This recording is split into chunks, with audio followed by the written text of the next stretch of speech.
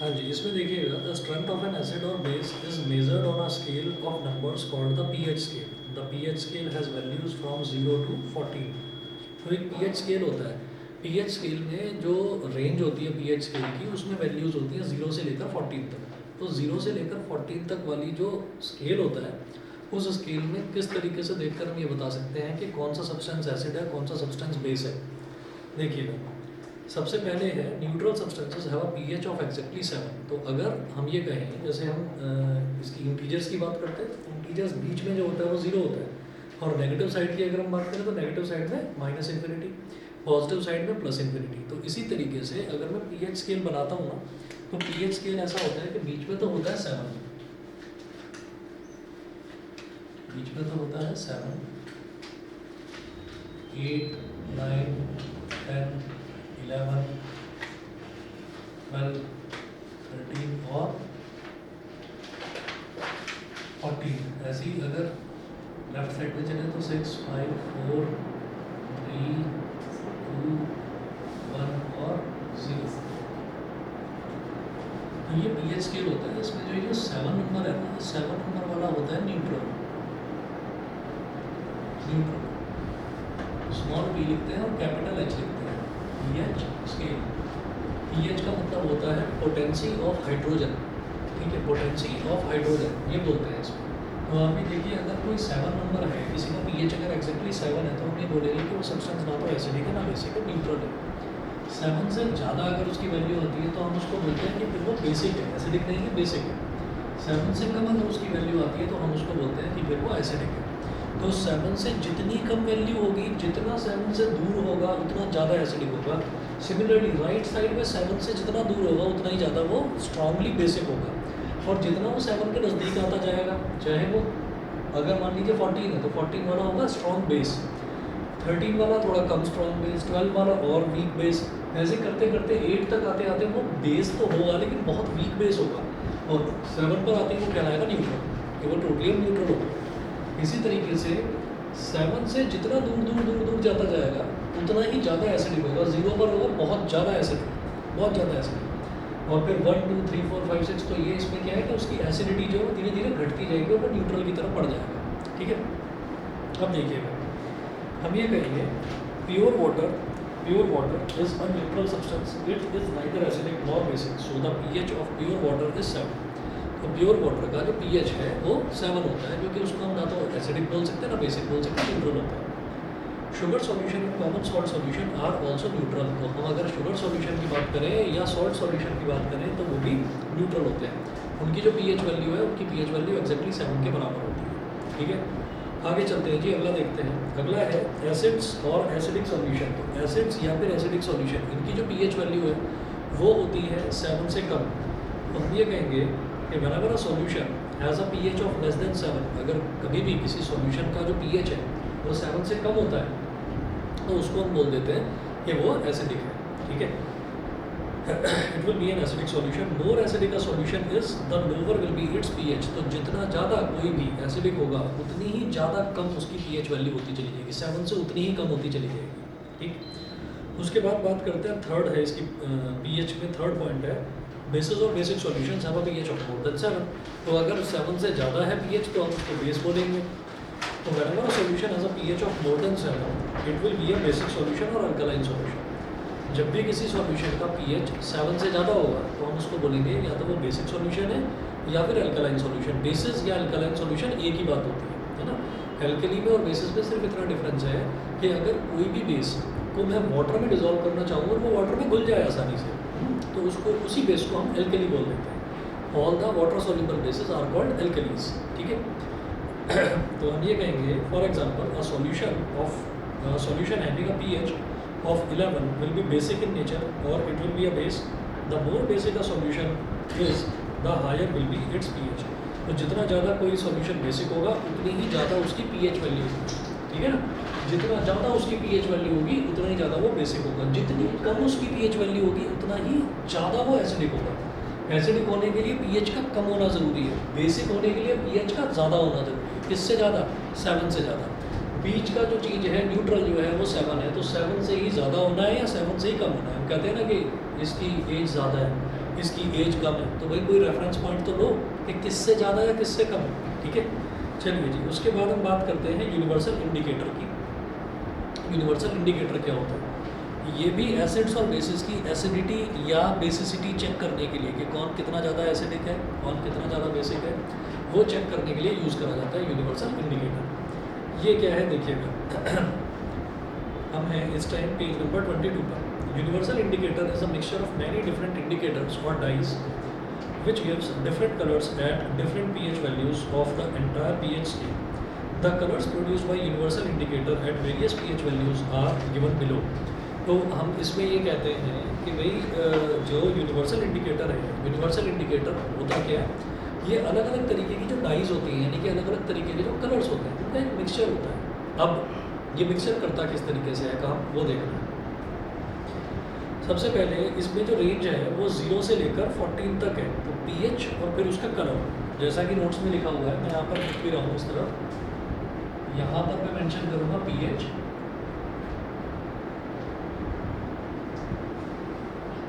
और इधर उसका कलर। तो पीएच जो है वो 0 से 14 तक है।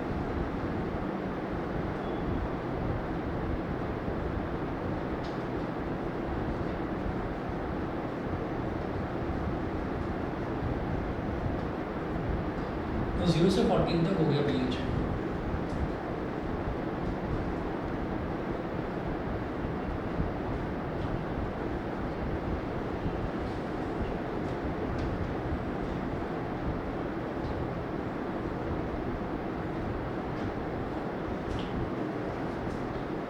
हाँ जी, अब देखिएगा कि अगर 0 है पीएच तो कलर क्या होगा, डार्क रेड। फिर है रेड, ये भी red,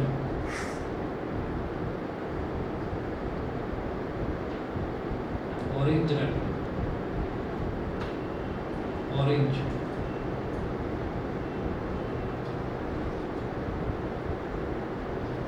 orange yellow,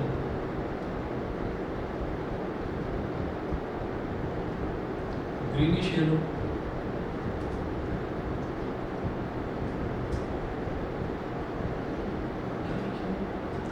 green,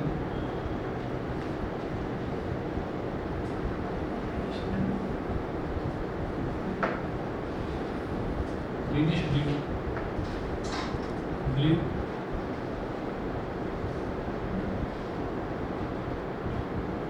navy blue, purple,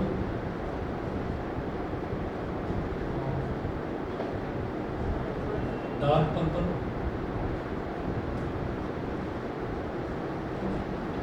violet और वॉयलेट, वॉयलेट और वॉयलेट। अब आप ये देखिएगा कि इसमें ऐसा होता है कि अगर मतलब यूनिवर्सल इंडिकेटर है, अब यूनिवर्सल इंडिकेटर को हमने क्या करा, यूनिवर्सल इंडिकेटर हमने किसी एक उसमें डाल दिया, किसी भी एक सॉल्यूशन में, टेस्ट ट्यूब में हमने डाल दिया यूनिवर्सल इंडिकेटर को। तो जैसे ही हमने टेस्ट ट्यूब में डाला, हमने उसको थोड़ा सा स्टिक करा। स्टिक करने पर हम ये देखते हैं कि डार्क रेड कलर आ गया। तो डार्क रेड कलर इतना ज़्यादा, जब हम कहते हैं ना कि कोई कलर इतना ज़्यादा डार्क है, इतना ज़्यादा डार्क रेड है, तो वो थोड़ा सा ना ब्लैक टोन की तरफ जाता होता है, ठीक है। बहुत ज़्यादा डार्क कलर, अगर डार्क रेड कलर अगर आप देखेंगे तो वो थोड़ा थोड़ा थोड़ा थोड़ा ब्लैक टोन की तरफ जाएगा, तो वो रेड ही है, ठीक है। तो हम ये कहेंगे कि जो थोड़ा सा ब्लैक टोन की तरफ जाता हुआ रेड कलर होता है, उसको हम डार्क रेड बोल देते हैं। उससे थोड़ा सा कम, मतलब उससे थोड़ा सा कम रेड, वो कहलाएगा सिर्फ रेड। उससे भी थोड़ा सा और लाइट रेड कर दीजिए तो वो रेड हो गया, मतलब इसको रेड और लाइट रेड बोला जा सकता है। और ये फिर ऑरेंज रेड, यानी कि रेडनेस और कम हो गई। फिर ऑरेंज, यानी कि ऑरेंज की तरफ आ गया, रेडनेस पूरी तरह से खत्म हो गई। फिर थोड़ा ऑरेंजनेस भी कम हो गई, ऑरेंज येलो। मतलब धीरे धीरे क्या कर रहे हैं हम, जो इसका जो कलर है और पीएच वैल्यू है, पीएच वैल्यू धीरे धीरे 0 से बढ़ते बढ़ते कहाँ तक पहुँच गई, 7 तक पहुँच गई।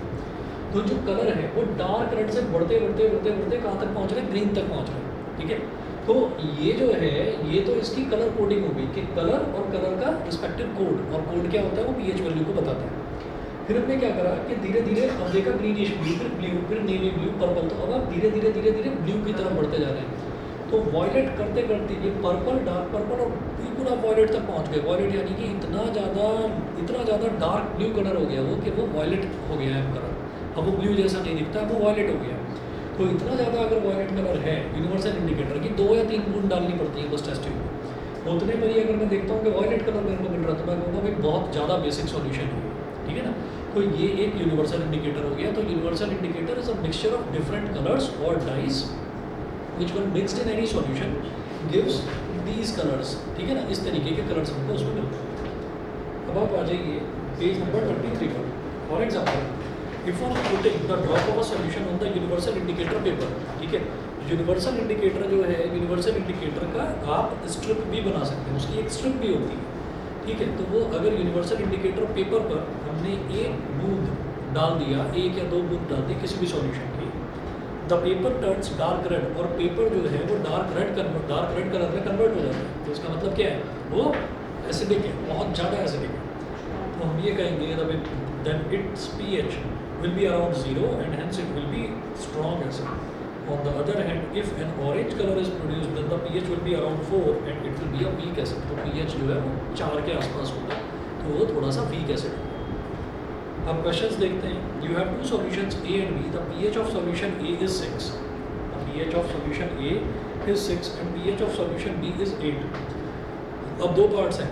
पार्ट नंबर A देखिएगा। Which solution has more hydrogen ion concentration? Which solution has more hydrogen ion concentration. वो सीधा सीधा एसिडिक या बेसिक ना पूछकर वो पूछेंगे कि हाइड्रोजन आयन कंसंट्रेशन ज़्यादा किसका है। हाइड्रोजन आयन किस में मिलते हैं मेरे को, एसिड में या बेस में? एसिड में मिलते हैं। तो इसका मतलब जो भी ज़्यादा एसिडिक होगा उसमें ज़्यादा हाइड्रोजन आयन्स होंगे, जो भी ज़्यादा एसिडिक होगा। ये कंपैरिजन ज़रूरी नहीं है कि एसिड और बेस के बीच में ही हो, ये दो एसिड्स के बीच में भी हो सकता है। हो सकता है एक एसिड का pH उन्होंने दे दी, वो दे दें हमको 6 और एक एसिड का pH वो हमको दे दें 2। तो इसका मतलब ज़्यादा स्ट्रॉन्ग एसिड कौन सा होगा, जो 7 से ज़्यादा दूर होगा, लेस की तरफ होगा। तो जो 2 है ये ज़्यादा स्ट्रॉन्ग एसिड है, इसका मतलब हाइड्रोजन आयन कंसंट्रेशन ज़्यादा इसमें मिलेगा। समझ गए, ठीक है। तो अब आप ये देखिएगा, एक का pH उन्होंने 6 बोला, एक का pH उन्होंने 8 बोला, तो ऑब्वियस सी बात है 6 क्या है, 7 से कम है, तो इसका मतलब ये एसिड है, इसका मतलब हाइड्रोजन आयन इसमें ज़्यादा होगा। और जो 8 है, 8 क्या है, बेस है, तो उसमें हाइड्रोजन आयन होगा ही नहीं, हाइड्रोक्साइड आयन होगा। हम कहेंगे the solution having lower pH value will be more acidic in nature and thus will have more H plus ions concentration. Answer solution A. B देखिए, which of the solution is acidic and which one is basic? वाह, ये क्या पूछा? Which one is acidic, which one is basic? जो 7 से कम वो acidic, 7 से ज़्यादा वो basic। ठीक है, तो solution A is acidic and solution B is basic। चलिए अगला देखते हैं। अगला है 5 solutions A, B, C, D and E when treated with universal indicator showed pH of 4, 1, 11, 7, 9 respectively। ये सारे हमको pH की pH वैल्यूज हमको मिलती है। हम लोग पूछ रहे हैं विच सॉल्यूशन इज न्यूट्रल। न्यूट्रल कौन सा है, ठीक है ना। तो जो 7 है वो न्यूट्रल हो गया, यानी कि ABCD। तो D तो हो गया न्यूट्रल। फिर पूछ रहे हैं स्ट्रॉन्गली एल्कलीन। स्ट्रॉन्गली एल्कलीन जो ज़्यादा दूर है, 7 से ज़्यादा दूर है, सबसे बड़ी वैल्यू 11, वो हो गया स्ट्रॉन्गली एल्कलीन। स्ट्रॉन्गली एसिडिक जो सबसे कम वैल्यू है 1, तो ये स्ट्रॉन्गली एसिडिक। वीकली एसिडिक यानी कि जो 7 के ज़्यादा नज़दीक है, ऐसे पढ़ते पढ़ते तो 4 है ना, तो 4 हो गया वीकली एसिडिक। और वीकली अल्कलाइन मतलब क्या है, ऐसे घटते घटते जो 7 के ज़्यादा नज़दीक है, तो कौन सा हो गया, 9। अच्छा जी, उसके बाद ये बोल रहे हैं arrange the pH in the increasing order of hydrogen ion concentration. Increasing order of hydrogen ion concentration मतलब क्या है, आप इन नंबर्स को डिक्रीजिंग ऑर्डर में लगा दो, तो जैसे जैसे हम ऐसे ऐसे डिक्रीजिंग ऑर्डर में जाते जाएंगे हाइड्रोजन आयन कंसंट्रेशन बढ़ता जाएगा। इंक्रीजिंग ऑर्डर मतलब बेस से एसिड की तरफ बढ़ते चले जाओ आप, बेस से एसिड की तरफ। तो आपको क्या करना है, पहले तो इसको रिवर्स ऑर्डर में लिखो। तो कैसे लिखेंगे, 11 9 7 1, 11 9 7 4 1, 11 9 7 4 1, ठीक है। ये 11 क्या है, ABC, ये है C, इसका हाइड्रोजन आयन कंसंट्रेशन सबसे कम है। फिर इससे ज़्यादा हाइड्रोजन आयन किसका है, 9 वाले का। 9 क्या है, E, और फिर 7 क्या है, ABCD, D। सर 1 में सबसे ज़्यादा है ना हाइड्रोजन। हाँ, क्योंकि 1 स्ट्रॉन्गली एसिडिक है तो हाइड्रोजन आयन कंसंट्रेशन सबसे ज़्यादा है इसमें, ठीक है। नहीं ठीक है, नहीं समझे। उन्होंने कहा कि ये जितने भी सॉल्यूशन है इनको इंक्रीजिंग हाइड्रोजन आयन कंसंट्रेशन में लगाना है। इंक्रीजिंग हाइड्रोजन आयन कंसंट्रेशन का मतलब क्या, बेस से स्टार्ट करके एसिड की तरफ बढ़ते चले जाओ। जो जितना स्ट्रॉन्ग एसिड होगा उसका हाइड्रोजन आयन कंसंट्रेशन उतना ही ज़्यादा होगा। तो हमने यहाँ से बढ़ते बढ़ते और हम कहाँ तक पहुँच गए, हम 1 तक पहुँच गए। तो 1 सबसे ज़्यादा भयंकर एसिडिक होगा, तो इसका मतलब हाइड्रोजन आयन उतनी ही ज़्यादा होंगे उसमें। तो मुझे क्या करना है, ये जो पीएच वैल्यूज़ हैं ये डिक्रीजिंग ऑर्डर में लगा देंगे। ठीक है, ठीक है, चलिए। तो अब जब देखिए ये 4 क्या है, ये ए और फिर तो बी बचा, C E D A B, C E D A B. उसके बाद बात करते हैं importance of pH in everyday life. Page number 24 पर आ जाइए, importance of pH in everyday life. हमारी डे टू डे लाइफ में पीएच की इंपॉर्टेंस क्या है, काफ़ी इंपॉर्टेंस है, वही डिस्कस करते हैं 1 मिनट 2 मिनट।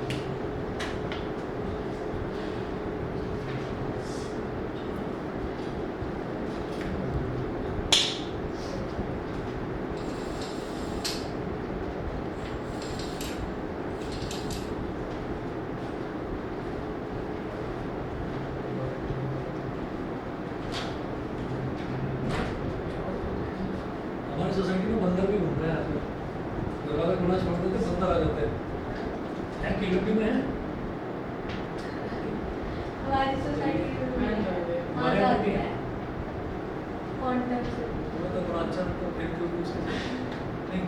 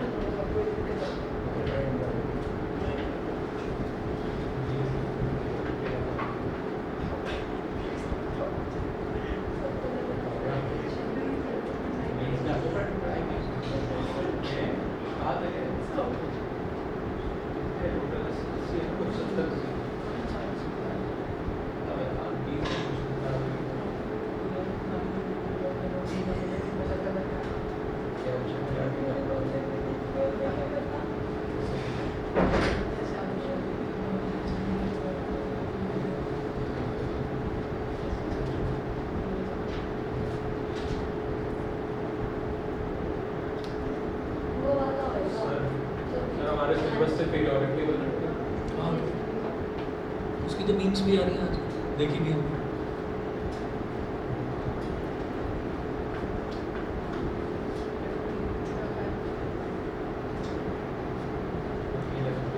चलिए जी, पहला देखते हैं पीएच इन अवर डाइजेस्टिव सिस्टम। ठीक है, ये इंपॉर्टेंट चीज़ है जो शायद पहले कभी ध्यान नहीं दिया होगा इस चीज़ पर, अब ध्यान से सुनो। अवर stomach produces hydrochloric acid of pH about 1.4। तो 1.4 मतलब 7 से बहुत कम है पीएच वैल्यू। तो 7 से बहुत कम है, 1.4 है, तो इसका मतलब बहुत ज़्यादा एसिड प्रोड्यूस होता है स्टमक में, ठीक है।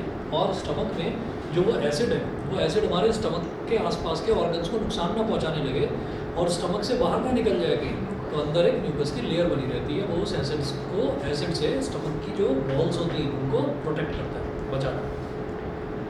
This dilute hydrochloric acid helps in digesting our food without harming the stomach.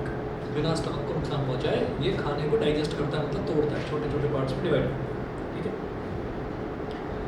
उसके बाद है the excess of acid in the stomach causes indigestion. अगर स्टमक में एक्सेस एसिड प्रोड्यूस हो रहा है तो फिर वो पेट फूलता है, डकारें आती हैं, है ना, और अनईजीनेस महसूस होती है।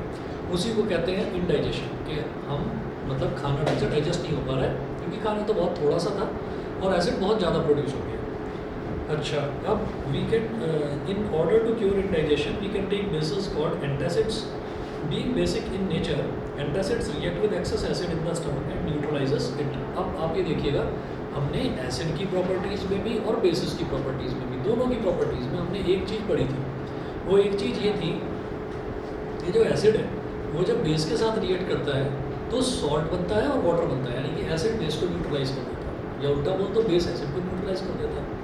तो जब एक्सेसिव एसिड बन गया है स्टमक में, तो उसको शांत करने के लिए आप सोचोगे नहीं कि पानी पी लेते हैं, और पानी पी लो और पानी, कुछ नतीजा नहीं निकलने वाला उसका, ठीक है। और उससे कोई सॉल्यूशन नहीं निकलेगा। सॉल्यूशन सिर्फ इतना सा निकलेगा कि अगर आपके पास घर में बेकिंग सोडा है, पहले भी बताया था शायद, बेकिंग सोडा है, उसको अगर आप खा लेंगे तो वो जो बेकिंग सोडा है, क्योंकि वो बेसिक इन नेचर होता है, तो वो एसिड के साथ रिएक्ट करके और एसिड की वजह से जो एसिडिटी हो रही है वो उसको न्यूट्रलाइज कर देगा, शांत कर देगा, ठीक है। उसके बाद देखिएगा, being basic in nature, antacids react with excess acid in the stomach and neutralize it. Example of antacids are magnesium hydroxide and milk of magnesia and sodium hydrogen carbonate, baking soda. तो baking soda का तो हमने देखा ही था। Magnesium hydroxide जो है इसको milk of magnesia बोलते हैं। ये होता है डाइजीन में। डाइजीन जनरली जैसे सर दर्द की गोली होती है या बुखार की गोली होती है, क्रोसिन है या सर दर्द की डिस्प्रिन है, तो ये जनरली घर में लोग रखते हैं अपने पास कि कभी किसी तरीके का कोई इंडाइजेशन वगैरह की प्रॉब्लम हो तो आप डाइजीन खा सकते हैं। उसके बाद सेकंड देखिएगा, सेकंड है pH change as the cause of tooth decay. तो पीएच चेंज जो है उससे क्या होता है, दांत भी खराब होने लगते हैं, टूथ डिके। तो दांत धीरे धीरे किस तरीके से खराब होते हैं वो सुनिएगा। When we eat food containing sugar, then the bacteria present in our mouth break down the sugar to form acids such as lactic acid. So when we eat food containing sugar, then the bacteria present in our mouth break down the sugar to form acids such as lactic acid. तो जब भी हम कोई sugary substance खाते हैं, सुना होगा ना, छोटे बच्चों को कहते हैं कि बेटा ज़्यादा चॉकलेट नहीं खाते, ज़्यादा टॉफ़ी नहीं खाते, दांत खराब हो जाते हैं।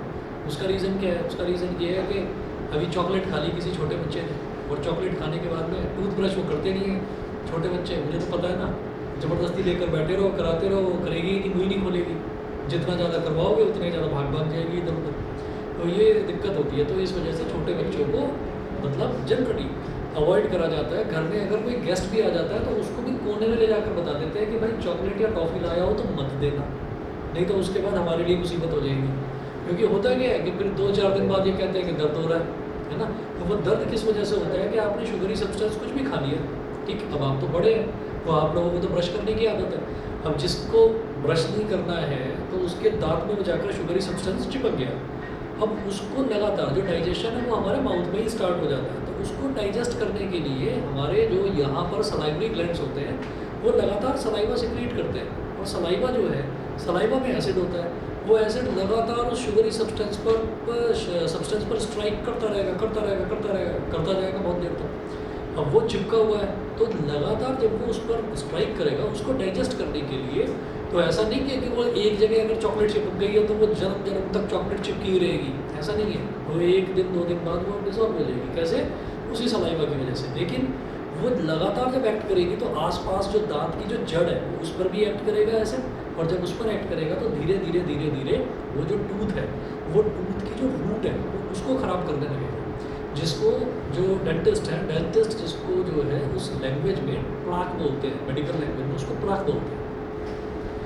तो और हिंदी में बोल देते हैं कि दांत में कीड़ा लग गया। ऐसा नहीं है कि वहाँ कोई कीड़ा घूम रहा है, कोई कीड़ा वीड़ा नहीं है वहाँ पर। वो उसमें जो दांत में जो सड़ना हो जाता है, जो सड़ जाता है, उसी को बोलते हैं कि कीड़ा लग गया। तो सुनिएगा, this acid is formed in the mouth after a sugary food has been eaten. जब शुगरी फूड हम खाते हैं तो एसिड बनता है माउथ के। Tooth decay starts with the pH of acid formed in the mouth falls below 5.5। अब mouth में जनरली अभी बैठे हुए हैं, आप लोग बैठे हुए हैं, तो आप सबके मुंह के अंदर सलाइवा है। तो जो सलाइवा है तो उस सलाइवा का जो पीएच वैल्यू है वो 5.5 होता है, ठीक है। मतलब अगर आपके दांतों में कोई प्रॉब्लम नहीं है तो सलाइवा वैल्यू 5.5 है। अब उस सलाइवा की पीएच वैल्यू अगर 5.5 से घटनी शुरू हो गई तो जो है ना, फिर मुंह से स्मेल आनी शुरू हो जाती है। और ये जनरली कब होता है? जब हम लंबा एक ब्रेक आता है, मुंह बंद ही रहता है, मुंह खुलता नहीं, आप कुछ खाते नहीं हैं। वो जो लंबा ब्रेक है वो कब आता है? जब हम रात में सोते हैं। तो आपने महसूस करा होगा जब हम सुबह उठते हैं तो मुंह से स्मेल आती है, और जब वो गंदी स्मेल वो इसी चीज़ की होती है कि वो एसिड जो है वो बंद पड़ा हुआ है मुंह के अंदर, और एसिड को डाइजेस्ट करने के लिए कोई चीज़ नहीं मिल रही। तो एसिड जो है सलाइवरी ग्लैंड्स हैं वो तो एसिड सिक्रीट कर रही है थोड़ा। आप खाना खाएंगे तो खाना इनफैक्ट खाने की भी जरूरत नहीं होती, खाना भूख लगी है तो खाने को देखते ही वो सलाइवा सिक्रीट हो जाता है, कहते हैं ना मुंह में पानी आ गया, ठीक। तो वो वही चीज़ होती है। तो आप ये देखिएगा कि उसमें ऐसा होता है कि भाई हम रात में हमारा मुंह बंद है और खाने के लिए कोई चीज़ मिल नहीं रही है, तो जो एसिड है वो खाने पर अटैक करता है, खाने को तोड़ता है छोटे पार्टिकल्स में। तोड़ना मतलब डाइजेस्ट करना। अब उसको खाने के लिए कोई चीज़ मिल नहीं रही है तो वो मुंह के ही अंदर बंद रहेगा, और फिर जब सुबह मुंह खुलता है तो मुंह से निकलती है खुशबू, ठीक है। फिर वो ब्रश करके खुशबू दूर हो जाती है, ठीक है। तो आपने सुना भी होगा कि कहीं किसी भी तरीके से कोई दांतों में कोई गंदगी ना रह गई हो, फूड पार्टिकल चिपका ना रह गया हो, तो आपके पेरेंट्स भी आपको सजेस्ट करते होंगे कि बेटा रात में ब्रश करके सोया करते हैं, ठीक है। वो बताते भी होंगे, ठीक है। हालांकि कुछ चैंपियन ऐसे भी होते हैं जो जुबान केसरी वो खाते ही रहते हैं, कुछ ना कुछ मुंह के अंदर पान खाते रहते हैं, है ना। वो मुंह भी लाल होता है उनका, तो उनको तो पता ही नहीं टूथब्रश क्या होता है ना। ऐसे प्राणी आपको ऑटो चलाते हुए बहुत मिलते हैं, ठीक है। वो बोलने से बोलते नहीं है, वो इशारा करते हैं बस। बोलेंगे तो कुछ जुबान केसरी बाहर आ जाएगी ना, इस वजह से। तो tooth decay starts with the pH of acid formed in the mouth falls below 5.5। The best way to prevent tooth decay is to clean the mouth thoroughly after eating food by rinsing it with lots of clean water. तो सबसे अच्छी चीज़ क्या है कि खाना खाने के बाद जो है मुंह को कुल्ला वगैरह कर लेना चाहिए, ठीक है। उसके बाद है plants and animals are sensitive to pH changes. Plants और एनिमल्स जो हैं इनमें भी मतलब ये भी बहुत सेंसिटिव होते हैं कि अगर पीएच चेंज हो जाए तो इनको भी प्रॉब्लम महसूस होती है। क्या? पहला देखिए, soil pH and plant growth. तो वैसे तो आपने ध्यान नहीं दिया होगा, लेकिन जैसे हम कोई भी काम करते हैं ना तो हमारा आसपास उसी चीज़ पर ध्यान जाता है। हम सड़कों पर निकलते हैं तो हमारा आसपास उसी चीज़ पर ध्यान जाता है। फॉर एग्जांपल, अगर किसी की मिठाई की दुकान है और वो रास्ते से गुजर रहा है तो उसको आसपास की सारी मिठाई की दुकानें ही नज़र आएंगी, ठीक है। अगर कोई जो है, जैसे आप स्टूडेंट हैं, ठीक है, अब आपका इंटरेस्ट है किसी चीज़ में, कि भाई किसी बच्चे का इंटरेस्ट है खेल कूद में, किसी बच्चे का इंटरेस्ट है पढ़ाई लिखाई में। हालांकि ये रेशो थोड़ा कम होता है ना, पढ़ने लिखने वालों का थोड़ा कम होता है रेशो। अगर मान लीजिए किसी का फिर भी है पढ़ाई लिखाई में इंटरेस्ट है कि हाँ, तो फिर वो रास्ते में ना वो किताबों की दुकान उस पर ध्यान जाएगा। तो इस रास्ते पर इधर से निकलेगा उधर से निकलेगा कि बाकी सब चीज़ तो ठीक है, लेकिन यहाँ किताबों की कोई दुकान ही नहीं, मैं पढ़ूंगा कैसे, ठीक है। जो खेलने वाला है वो कहेगा कि यार खेलने का सामान वामान तो कोई दुकान तो है नहीं यहाँ पर, तो मैं खेल का सामान कहाँ से लूँ। तो उसी तरीके से ऐसा होता है कि जब कभी आप अगर जाएंगे तो आपको किसी भी हर शहर में, हर गाँव में आपको एक किसान सुविधा केंद्र मिलते हैं। किसान सुविधा केंद्र होते हैं, तो आप लोगों को, क्योंकि वो आपका काम नहीं है तो आपका ध्यान नहीं जाता होगा उस चीज़ पर। वहाँ पर क्या होता है कि कोई भी किसान होता है वो पीरियडिकली अपने जो खेत होता है, खेत में से मिट्टी ले जाता है और मिट्टी ले जाकर उसकी जो है जांच करवाते हैं। कहते हैं ना इसका चेकअप करा रहे हैं, तो जैसे हम अपना चेकअप कराते हैं डॉक्टर के पास जाकर, तो वो भी मिट्टी का चेकअप कराते हैं। वो मिट्टी जो है थोड़ी सी मिट्टी ले गए और उसको चेक करा लिया, तो उसको जब चेक कराते हैं, और ये गवर्नमेंट ओन्ड होते हैं, सरकारी होते हैं और उसके कुछ पैसे वगैरह भी नहीं लगते, तो वो उसको किसी उसमें मशीन वगैरह में डालकर चेक करके बता देते हैं कि भाई तुम्हारी जो ये ज़मीन है इसमें तो मतलब एसिडिटी बहुत हो रखी है, मतलब उसका पीएच वैल्यू बहुत डाउन हो रखी है। तो फिर वो सजेस्ट करते हैं कि भाई इतनी पीएच से इतनी पीएच तक है अगर, तो आपको ये वाला फर्टिलाइज़र चाहिए, तो वो फर्टिलाइज़र डाला जाता है। फर्टिलाइज़र में जनरली होता है नाइट्रोजन, उसको बोलते हैं। जब किसान जो है वो फर्टिलाइज़र छिड़कता है पूरे अपने फील्ड में, तो तब जो होता है तब उस प्रोसीजर को कहा जाता है नाइट्रोजन फिक्सेशन। नाइट्रोजन फिक्सेशन में नाइट्रोजन की एक प्रॉपर्टी होती है कि अगर ज़मीन ज़्यादा एसिडिक है तो उसको थोड़ा बेसिक की तरफ ले जाता है, ज़्यादा बेसिक है तो उसको थोड़ा एसिडिक की तरफ ले जाता है, ताकि वो न्यूट्रल हो जाए। और बेस्ट खेती, बेस्ट फसल वो उस ज़मीन पर उगती है जिसमें किसी भी तरीके का कोई एसिड कंटेंट ना हो, ठीक है, एसिडिटी ना हो या बेसिसिटी भी ना हो, ठीक है। और हर जगह की मिट्टी एक जैसी नहीं होती। हम यहाँ की मिट्टी देखेंगे अलग तरीके की होगी, महाराष्ट्र की देखेंगे मिट्टी तो वहाँ थोड़ी सी मतलब मिट्टी में थोड़ा कालापन होता है ना। तो मिट्टी जो है वो अलग अलग तरीके की होती है हर जगह। अच्छा, तो most of the plants grow best when the pH of the soil is close to 7। जब सॉइल का पीएच 7 के काफ़ी नज़दीक होगा तो प्लांट्स जो है वो बेस्ट उनकी ग्रोथ होती है, सबसे अच्छा ग्रोथ होती है। If the soil is too acidic और too basic the plants grow badly और do not grow at all. तो कई बार ऐसा होता है कि आप गए, आपने नर्सरी से लाए कोई पौधा लाकर लगा दिया गमले में, आप देख रहे हैं ये ग्रो ही नहीं कर रहा। तो इसका मतलब क्या है कि जो गमले के अंदर जो मिट्टी पड़ी हुई है वो मिट्टी शायद अच्छी नहीं होगी, तो उसमें फिर कोई फर्टिलाइज़र या किसी भी तरीके की खाद जैसा कि सजेस्ट करता है माली वो डालनी चाहिए। तो if the soil is too acidic then it is treated with materials like quick lime. अगर वो बहुत ज़्यादा एसिडिक है तो उसमें क्विक लाइम मिक्स कर देते हैं, क्योंकि क्विक लाइम जो है वो बेसिक होता नहीं चाहिए, चूना और स्लेक्ट लाइम, कैल्शियम हाइड्रोक्साइड और चॉक कैल्शियम कार्बोनेट, ठीक है। तो अगर वो एसिडिक है तो उसमें ये चीज़ें डाल देते हैं। सेकंड देखिए, pH change and survival of animals. तो जब पीएच चेंज होता है और पीएच चेंज होता है तो उससे एनिमल्स पर क्या फ़र्क पड़ता है, ये तो प्लांट्स का पता चल गया हमको कि अगर बहुत ज़्यादा एसिडिक होगी तो भी ढंग से ग्रो नहीं करेगी, बहुत ज़्यादा बेसिक होगी तो भी ढंग से ग्रो नहीं करेगी। अब प्लांट्स पर क्या फ़र्क पड़ता है भाई ऐसे पर हम ये बताते हैं पीएच वैल्यू का प्लांट्स पर ये फ़र्क पड़ता है कि जैसे इंडस्ट्रियल एरिया होता है कहीं पर भी, जैसे हम देखते हैं जहाँ पर हम रह रहे हैं यहाँ पर भी इंडस्ट्रियल एरिया है, तो if your nose is very sensitive तो आप रात के टाइम पर थोड़ा लेट नाइट या अर्ली इन द मॉर्निंग ये महसूस करेंगे कि बालकनी खोलने पर गंदी सी स्मेल आती है बाहर से, ठीक है। तो ये आता रहता है, यहाँ से आती है। अब इसको मज़ा आ रहा है, जितना मना करेंगे ना कि चिल्लाना नहीं उतना ज़्यादा चिल्लाएंगे, है ना। तुम्हारे अंदर भी ये आदत है ना, ये होती है जनरली, कुछ कुछ में होती है। तो उसके बाद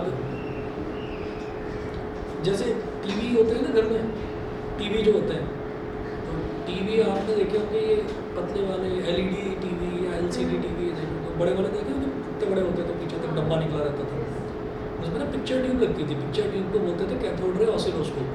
12th क्लास में बच्चे पढ़ते हैं उसको फिजिक्स में।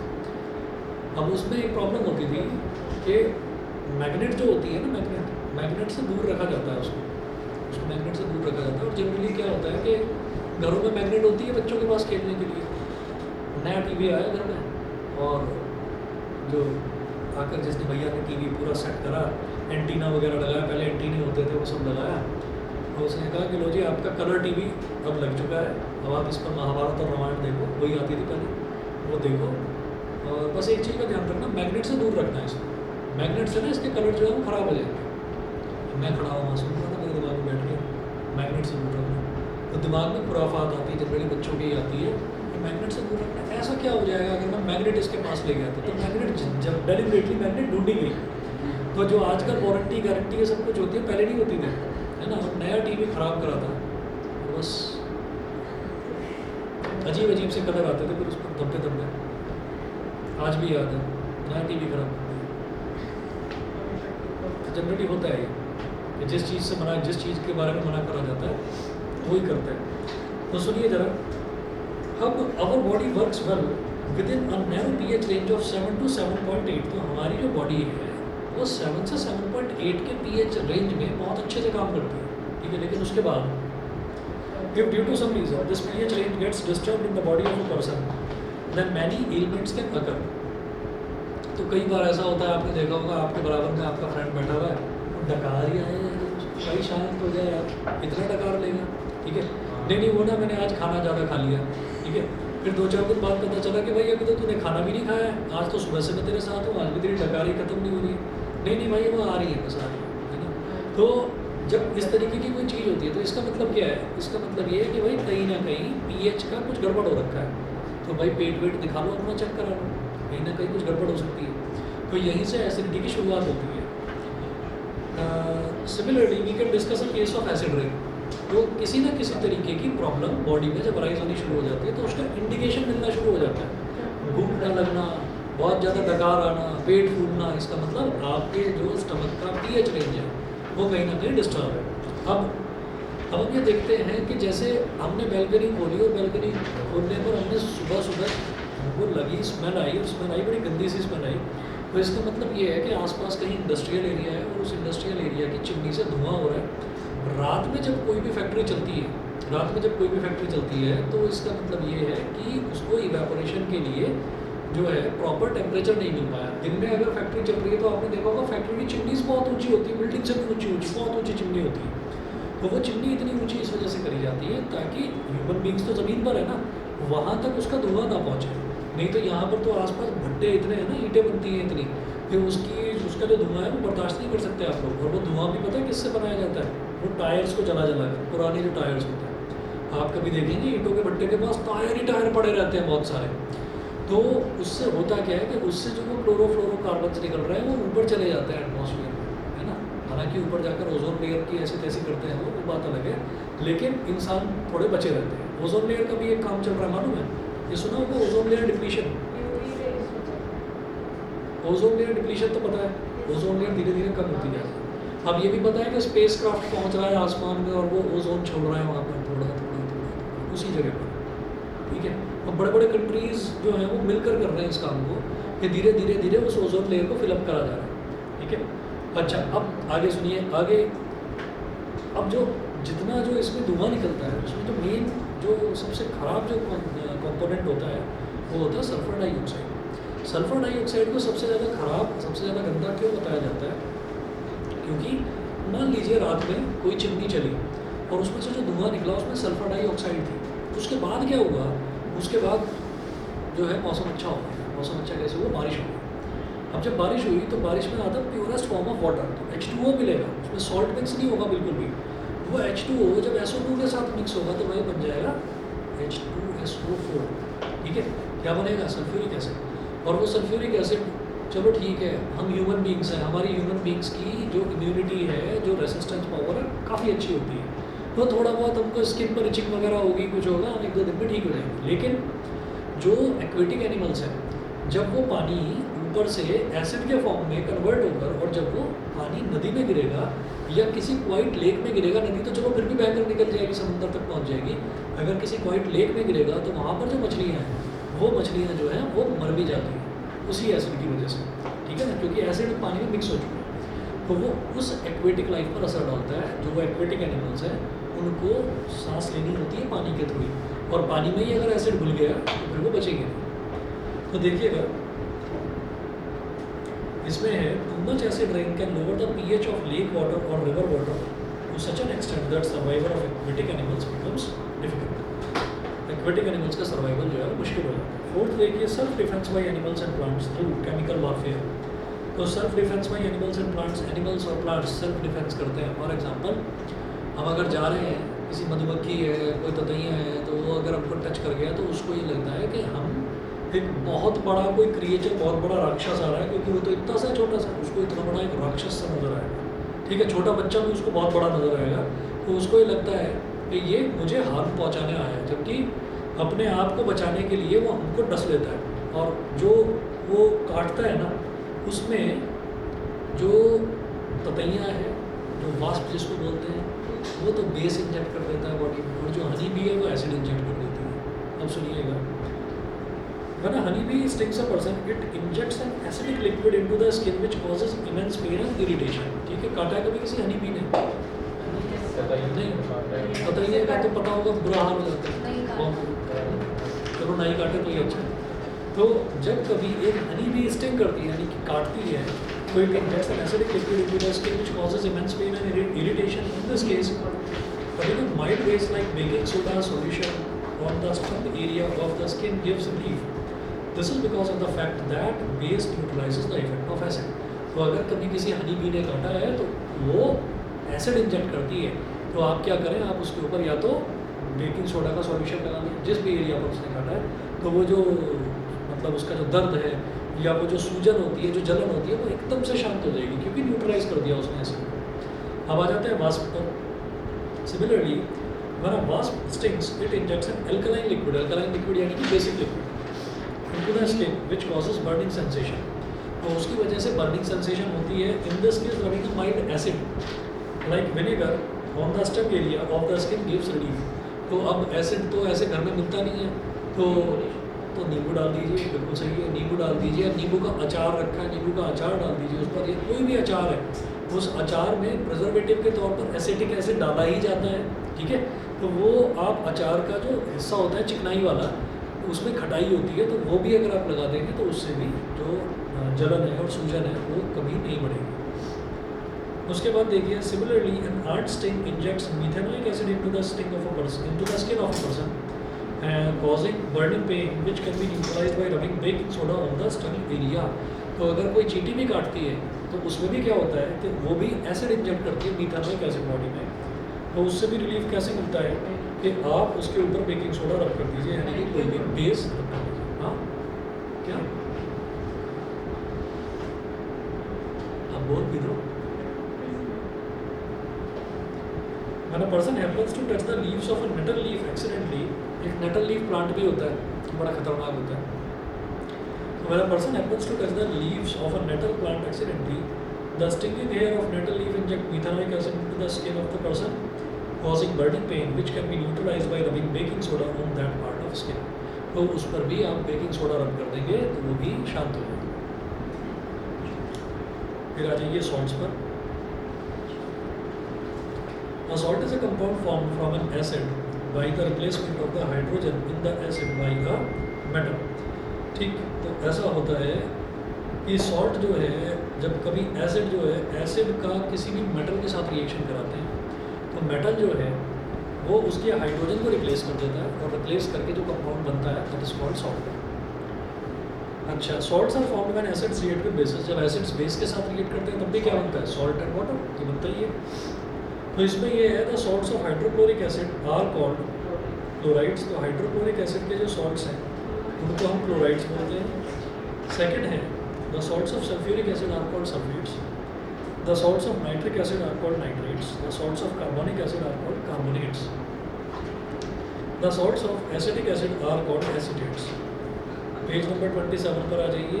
सम इम्पॉर्टेंट सॉल्ट्स एंड देयर फॉर्मूले।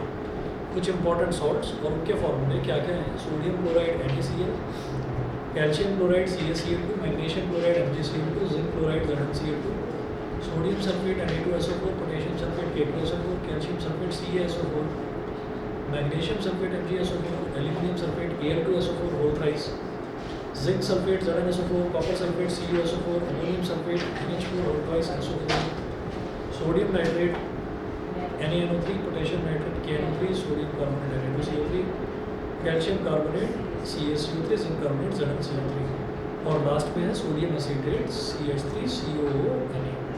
ठीक है, अब जो क्वेश्चन है राइट द फॉर्मूले। COO क्या होता है वो सुन लीजिए। हमारे पास एक आयन ऐसा होता है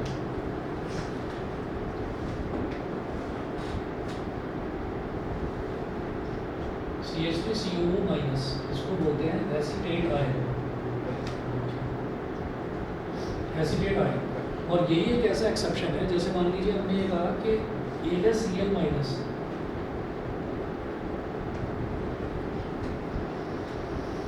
ये होता है क्लोराइड आयन। तो इसमें अगर मैं किसी कैटायन को ऐड कर दूँ, यानी कि Na प्लस को ऐड कर दूँ, तो इन दोनों के जोड़ने से क्या बनता है, NaCl। और हमेशा हम ये देखते हैं कि कैटायन पहले लिखा जाता है और एनायन बाद में लिखा जाता है। CH3COO माइनस जो है, जो ये एसीटेट आयन है, उसमें उल्टा होता है, इसमें एनायन पहले और कैटायन बाद में लिखा जाता है। तो अगर इसके साथ में Na जोड़ूंगा Na+, वो लिखा जाएगा ऐसे CH3COO Na। इसको क्या बोलेंगे, सोडियम एसीटेट, सोडियम एसीटेट। ठीक है, समझ गए। CH3COO को CO क्यों नहीं लिखते, इसका भी बनाने का ना स्ट्रक्चर होता है। इसका ऐसा होता है कि कार्बन हाइड्रोजन के साथ बनाता है सिंगल बॉन्ड, उसके बाद तो ये तो CH3 हो गया, C H H H CH3। अब ये जो CO है तो ये C डबल बॉन्ड O बनेगा और यहाँ पर जो है ये O माइनस ये सिंगल बॉन्ड के साथ आएगा। तो एक बना रहा है डबल बॉन्ड के साथ, एक बना रहा है सिंगल बॉन्ड के साथ। और इस वजह से उसको CO2 नहीं लिखा, और CO2 तो लिखा जाएगा तब जो है दोनों ही ऑक्सीजन जो है डबल बॉन्ड के साथ आएंगे, इसलिए CO2 नहीं लिखा उसको, ठीक है ना। तो ये तरीका होता है। कार्बन की वजह से 4 होती है तो 1 2 3 4 4 बॉन्ड है तो इसमें जब भी कार्बन की 4 है तो 1 2 3 4 4 बॉन्ड होते हैं इसमें, ठीक है। टेट्रावैलेंट बोलते हैं। कार्बन वाले चैप्टर में इसको डिटेल में पढ़ेंगे, ठीक है जी। आज इतना कर लीजिए। Good evening. Good evening.